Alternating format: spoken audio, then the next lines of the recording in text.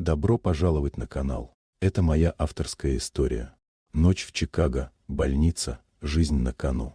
Молодая медсестра с тайным прошлым сталкивается с критическим пациентом, и все ее скрытое мастерство выходит наружу. Приятного просмотра. Ночь в травматологическом отделении Чикагской городской больницы была тягучей и пустой. Двери резко распахнулись, и на каталке привезли мужчину с серьезным ранением шеи, кровь стекала потоком. Молодая медсестра Стефани Миллер, которая работала здесь всего несколько месяцев, мгновенно шагнула вперед, прижимая руки к ране. Ее движения были точны и быстры, словно она знала, что делать не по инструкции, а по внутреннему чувству. Главный хирург, доктор Бенджамин Харпер, ворвался в зал и замер. Он видел, как Стефани за считанные секунды остановила кровотечение, используя технику, которой владеют только самые опытные кардиохирурги. Пациент стабилизировался, и тишина в отделении повисла тяжелой паутиной. Стефани знала, что ее секрет под угрозой. Она больше не была обычной медсестрой.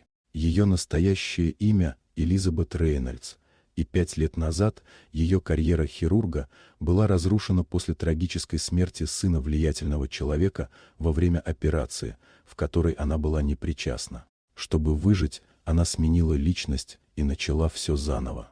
Доктор Харпер быстро понял, что столкнулся с чем-то необычным.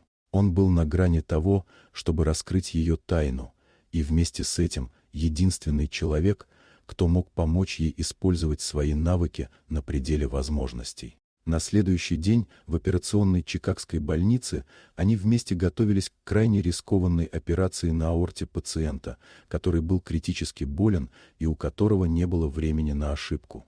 Когда операция началась, Стефани и доктор Харпер работали как единое целое. Хрупкая ткань сосуда угрожала провалом в любой момент.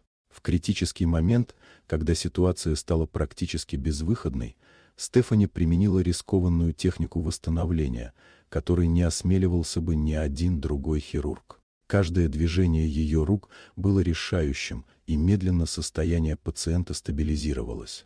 Операция прошла успешно, но за ее успехом скрывалась опасность. Кто-то уже наблюдал и мог использовать этот момент, чтобы снова подставить Элизабет. Она осознавала, что ее прошлое не отпустило ее полностью. Тем не менее, она почувствовала, что впервые за 5 лет снова контролирует свою жизнь. Она спасла жизнь человека, несмотря на собственный страх и ненависть к прошлым событиям. Когда все закончилось, Чикагская ночь уже не казалась пустой. Элизабет стояла у окна больницы, понимая, что может выбрать, кем быть, скрываться или снова вернуться в мир медицины. На этот раз она знала, что ее опыт и мастерство — ее сила. Впереди оставался долгий путь, но первый шаг был сделан. А теперь, друзья, подумайте, как бы вы поступили на ее месте.